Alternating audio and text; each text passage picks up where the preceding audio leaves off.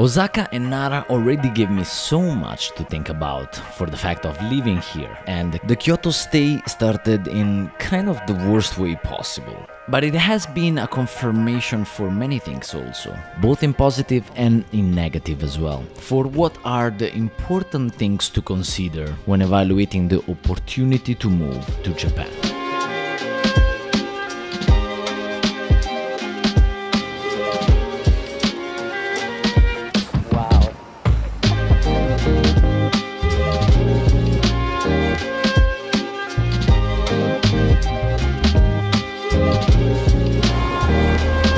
Here, they're so respectful and polite that they don't even use horses, but they actually do that themselves.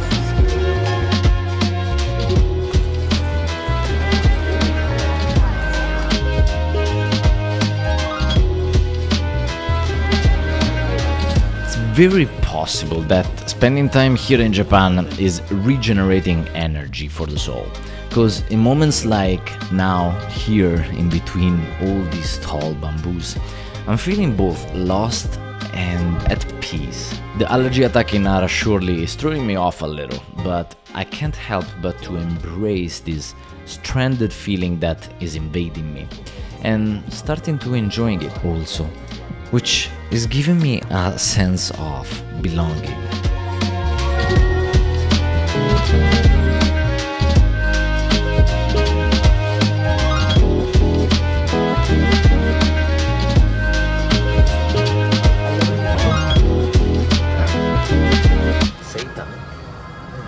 As the lady was bringing me more vegan dishes that I clearly did not expect to find, I got a beautiful lunch Inside here. at 5 p.m.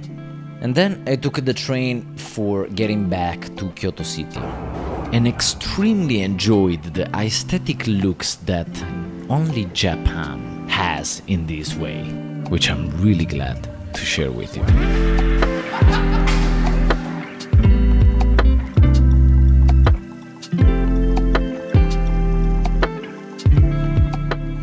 I found this place that makes vegan ramen, but they had only one table where I was joined by two other solo travelers. Got offered some sake in a shot, and then enjoyed this top-rated ramen before starting to cover the first evaluation of Japan. It feels super safe even though it's almost midnight. But super relaxed. The ambience, the people walking are actually businessmen. You know, it feels very, very relaxed, and it's a very safe city, safe country, I would say. So that's a peaceful feeling for sure.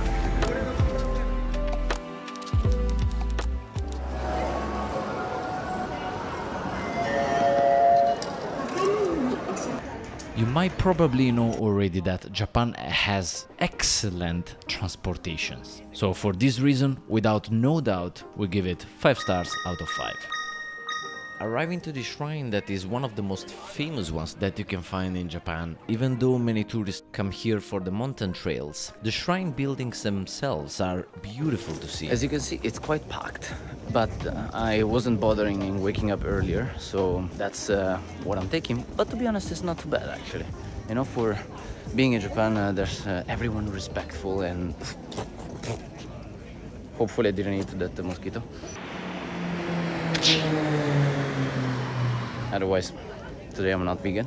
But yeah, if you can wake up early to go here, early in the morning, then it's much more enjoyable. At the entrance there's the Roman Gate, which was donated in 1589 by the famous leader Toyotomi Hideyoshi.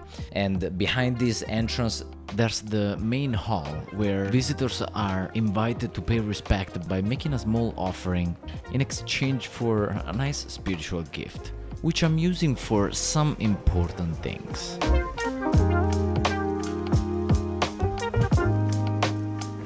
Even with all the people, to be honest, it's very enjoyable.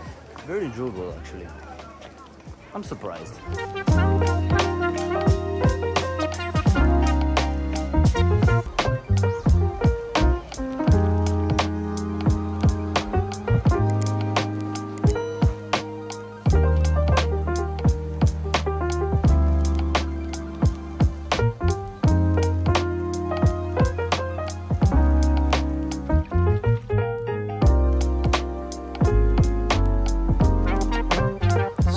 The top mountain is high 233 meters, and there's thousands of these gates all the way around. All of these dates back to the 8th century. There's a story of an aristocrat that through a rice cake was commanded to construct all of these ones. That's the story, kind of the legend.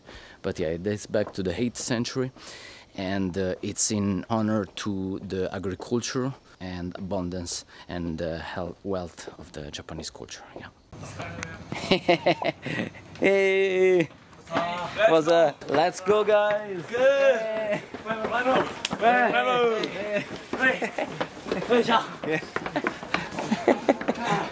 So cool, so cool. Japanese people, I love them, love them.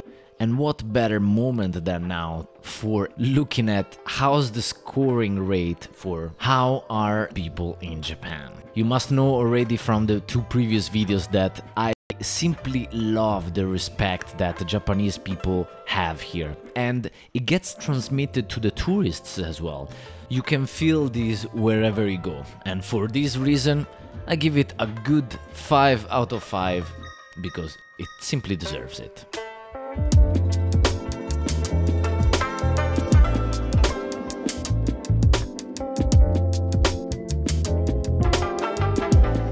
So on top there's a very few people, and you get to take as many pictures and videos as you want.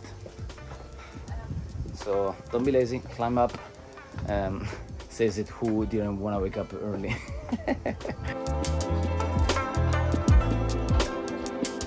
As I finished the visit of the famous places here in Kyoto, I looked for some vegan places where to eat on the maps, and as I found this vegan branch, when I went there, then it was not available anymore. I was sensing that there was something, for some reason I wasn't gonna eat there.